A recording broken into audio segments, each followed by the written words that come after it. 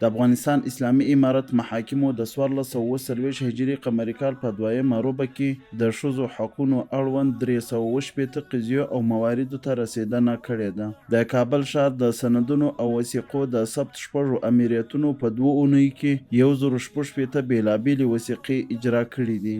د ننګرهار ولایت محاکمو د 1440 هجري قمري کال په دویمه روبه کې 2459 حقوقي او جزایي دوسیو ته پر رسیدنه سربیره 1018 وثیقې هم اجرا کړي دي.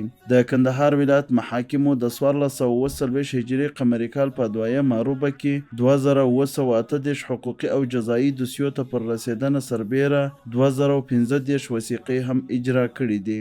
د بغلان ولایت محاکمو د 1440 هجري قمري کال په دویمه روبه کې 2921 حقوقي او جزایي دوسیو ته پر رسیدنه سربیره 1213 وثیقې هم اجرا کړي دي. په کابل ولایت کې 80 مجرمینو او متهمینو ته تعزیري سزا ورکړل شوه.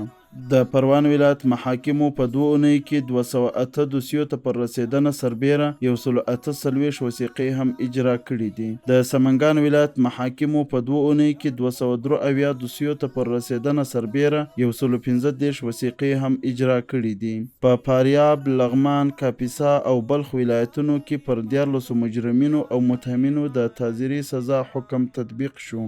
د بلخ، بدخشان او غور ولایتونو د حقوقو امریتونو په یوه میاشت کې 2322 عرضپاڼو او دوسیو ته رسیدنه کړې ده. د سترې محکمې د بهرنیو عامه اړیکو او مطبوعاتو ریاست لخوا کتابچې، قلمونه، د سفر دعا او خلطې په معیاري ډول او ښکلي ډیزاین چاپ شول. د بدخشان ولایت محاکمو په یوه میاشت کې 240 دوسیو ته پر رسیدنه سربیره 470 وثیقې هم اجرا کړي دي. د غور ولایت محاکمو په 2 اونیو کې 440 دوسیو ته پر رسیدنه سربیره 109 وثیقې هم اجرا کړي دي.